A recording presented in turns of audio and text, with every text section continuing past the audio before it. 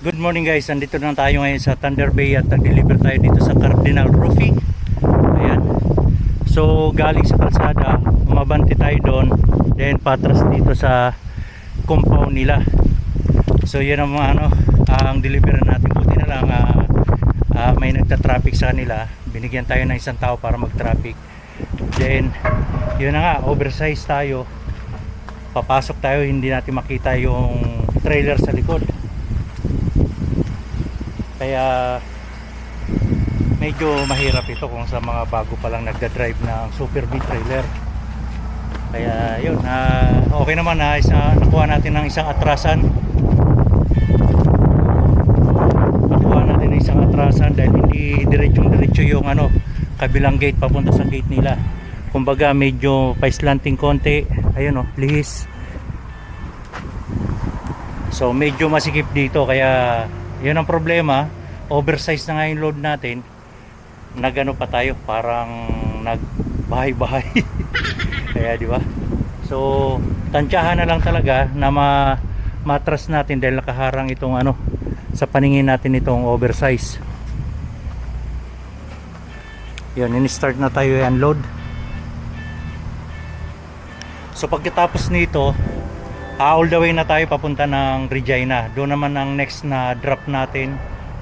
Parang dalawang drop tayo doon sa Regina, tapos susunod sa Windward, Saskatchewan. Pero hindi ko alam kung kaya natin i-deliver natin to bukas, kasi itong araw na to baka hanggang dry din lang tayo dahil naabala tayo. Na inspection ako na inspection tayo 7 AM, natapos ako almost quarter to 12 na, 11:45 AM na. Kaya napakalaking abala. Buti na lang pasado tayo lahat sa overall na inspection, general inspection, pasado tayo lahat. Kaya goods. Kaya advice ko sa mga truck driver, especially sa mga kasama ko, 6-pack lagi tayo dahil number 1 chinek, preno, ilaw, lahat talaga chinek, pati load securement. Kaya yun, panoorin yung YouTube ko, may advice si Officer Clyke. Okay.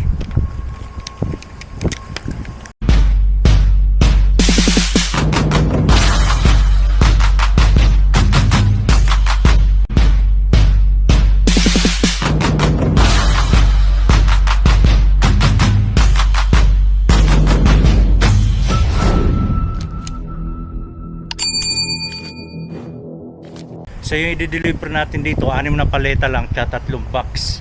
So yan, may natira pa na 2 paleta sa pinakababa. Kaya ibabalik natin yung tarp. Ita-tarp pa rin natin yan, isi-secure natin na mabuti dahil nga maulan. Pa-plastikan pa rin natin, ayun kita nyo may plastic pa doon Babalutin pa rin natin ng plastic. Siyempre isi-secure natin na mabuti pa rin dahil siyempre napakalayo pa ng biyahe natin. 1,000 kilometer pa mula dito sa Ontario hanggang Saskatoon pa. Alright.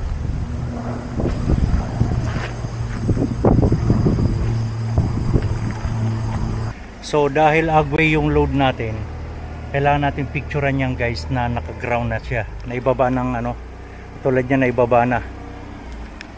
Kumbaga picturean natin na walang damage or na-deliver na natin na maayos yung load. Kaya yan ang requirements ni Agway, kailangan picturean natin.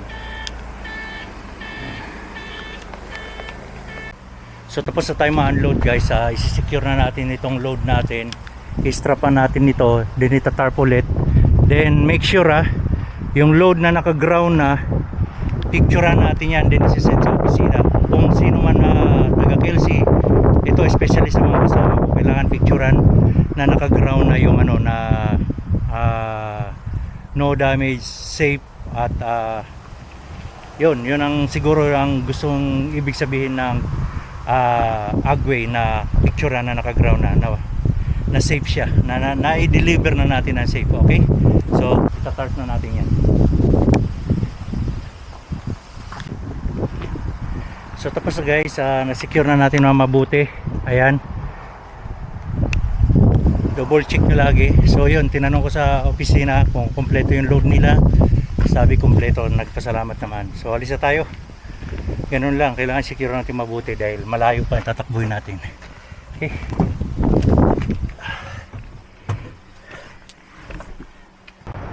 So guys, nandito na tayo sa Regina at dito tayo nag-deliver sa Seal It Up na company. So nagtanggal tayo ng tarp. Ayan oh. Sa roadside lang tayo. Yan ang sitwasyon natin. So sa mga nagsasabi na maluwag ang deliveran dito, hindi guys, masigip. Katulad nito, status nito, sitwasyon natin roadside lang tayo nagtanggal ng tarp. Natanggalan ko na ng tarp, na-roll ko na. So dalawang paleta, dalawang skid. Papamove ko sana to, malaki pala tong steel plate na ito.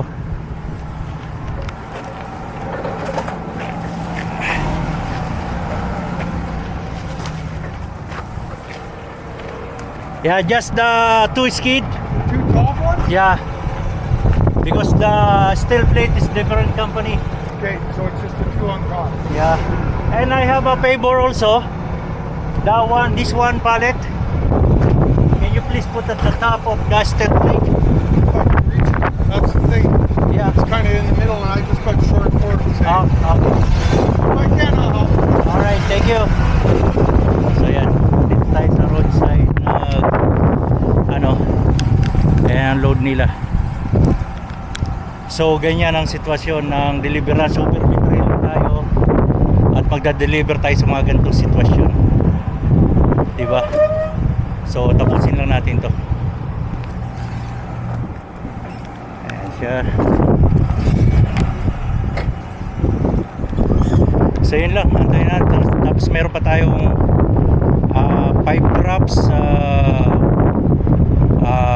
Wynyard and Saskatoon, kaya mas masisigip pa doon. Okay, init, positive 35 ang temperature. So tapos na tayo guys mag unload at pupunta na tayo ng truck stop para doon tayo magpalipas ng gabi. At bukas ulit papunta na tayo ng Saskatoon.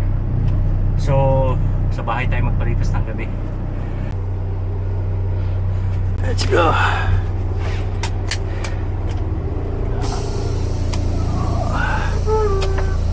Kung makikita nyo yung area natin, napakasikip, di ba? Yan.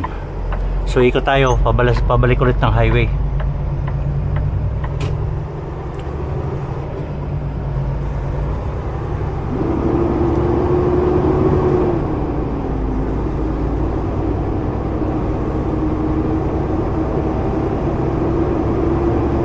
Masikip, di ba?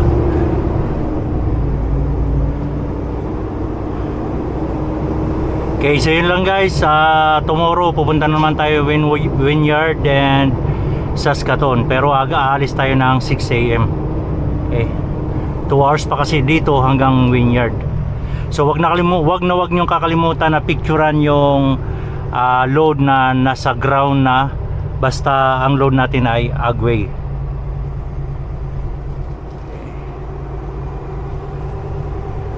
Yeah. May karga tayong oversize, tapos nagde-deliver tayo sa mga looban. Good morning guys. On the way na tayo papunta ng Wynyard, pero ganito ang status, so foggy. Naka-hazard na ako dahil makapal yung fog.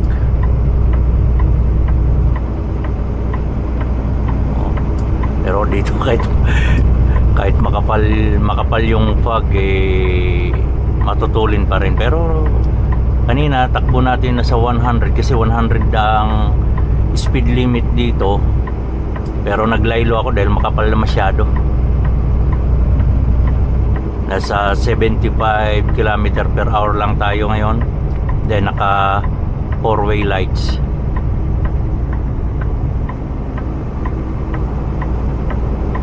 So umalis tayo ng Regina around 6 AM. So ang oras ngayon dito ay 6:54. Estimated time darating tayo sa Wynyard 7:55. So maaga pa rin tayo dahil ang appointment natin alas 8. Kaso lang abutin tayo ng alas 8 ngayon baka, dahil hindi tayo makapagpatakbo ng matulin dahil foggy. Makapal yung fog, oh. Siguro sa camera medyo malinaw, pero sa actual, pag tinanggal ko yung shade ko, wala ako lalo makita. Pero pag naka shade ako, medyo malinaw paningin ko dahil kita yung guhit ng kalsada. Pero pag tanggalan shade, nasisilaw ako sa liwanag ng fog, kaya naka-shade ako. Ayan, kapal. So meron pa tayong 5 drops papunta ng Saskatoon. Nag-hazard ako kasi nga merong sasakyan sa likod.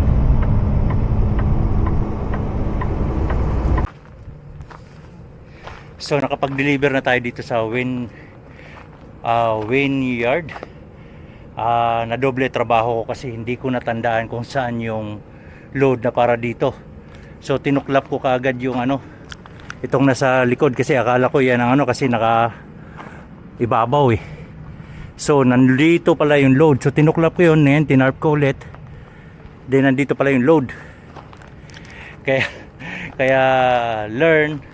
lesson na yan. Pero na-check ko nga, nakalimutan ko lang kung saan nakapwesto. Kaya dapat talaga lagyan ng mark o note doon sa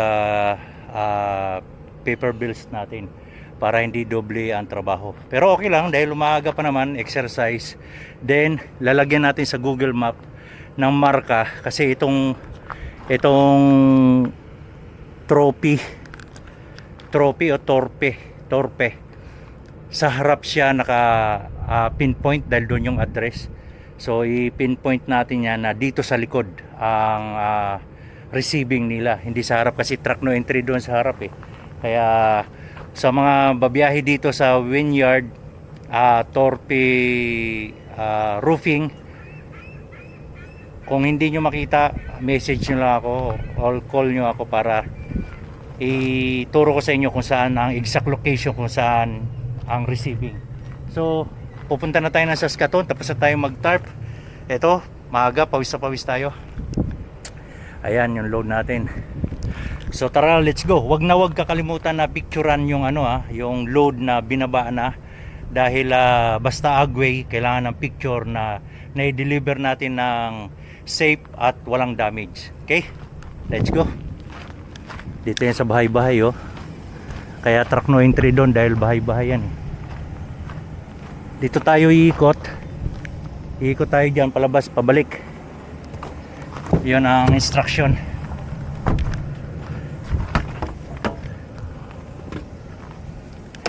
So pinagpawisan na tayo ng maraming singot. Let's go. Dahil pawis na pawis tayo guys, kailangan talaga marami tayong baon na damit. So magbibihis muna tayo dahil naka-aircon tayo, matutuyuan tayo. 2 hours pa ang biyahe papunta doon sa Saskatoon. Okay?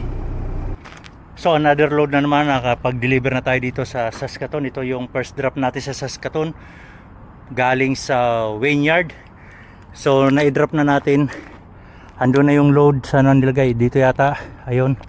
So ito, hindi ko na itatarp dahil nasa 3 kilometer na lang yung pagdideliveran nitong steel plate. Ito. So yan, naka-strap naman na mabuti. So yun, tapos na tayo. Meron pa tayo tatlong drops na lang. Okay, let's go. So nandito na tayo dito sa Saskatoon. Ang problema, hindi kaya ng forklift, maliit lang yung forklift nila. Dito sa loob i-unload itong wide load, oversize.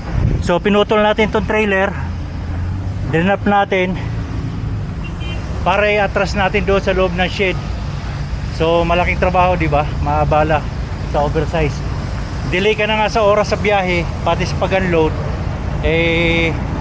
abala pa. Pero yun nga, lalabas pa nila yung ano, mga gamit doon sa loob.